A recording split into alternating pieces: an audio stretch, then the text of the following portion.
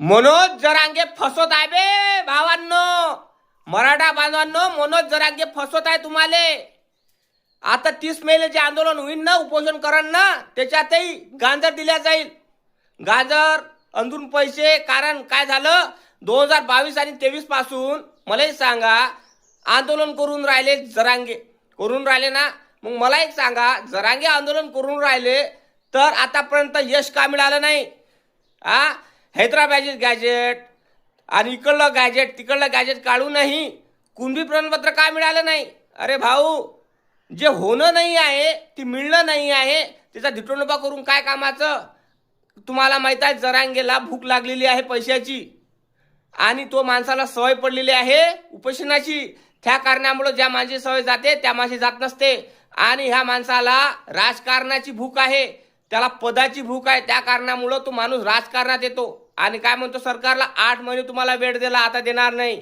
आम्हाला 30 मेच्या अंदर लवकर कुणबी प्रमाणपत्र द्यावे, नाहीतर आम्ही असं आंदोलन करणार की तुम्हाला मी सांगू शकणार नाही, असे जरांगे म्हणून राहिले. भाऊ, आतापर्यंत कुणबी प्रमाणपत्र का मिळालं नाही? मिळाला पाहिजे होतं. कारण मराठा बांधवाची आस आहे की आम्हाला आरक्षण पाहिजे शिक्षणासाठी. आम्हाला फालतून त्या कोणत्या गोष्टीसाठी आरक्षण पाहिजे नाही.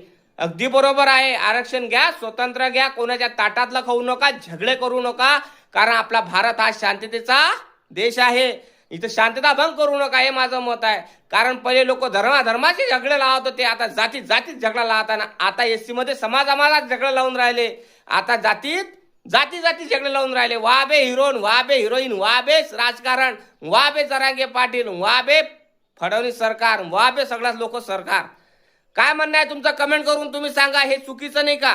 आणि जाऊ द्या, चुकीचं जाऊ द्या. मी तर म्हणतो ओबीसीतून भेटलं पाहिजे, ठीक आहे, ओबीसीतून भेटलं पाहिजे. पण कधी भेटणार?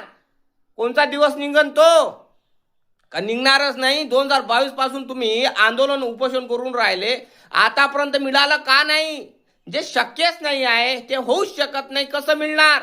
फक्त उपोषण करू जरांगेची स्थिती बैकून राहिली, तब्येत बैकून राहिली. आणि मराठा बांधवांवर जे आशयानं मराठा बांधवांनी जे विश्वास ठेवला जरांगे पाटीलवर, तो विश्वास तुटून राहिला, लक्षात ठेवा.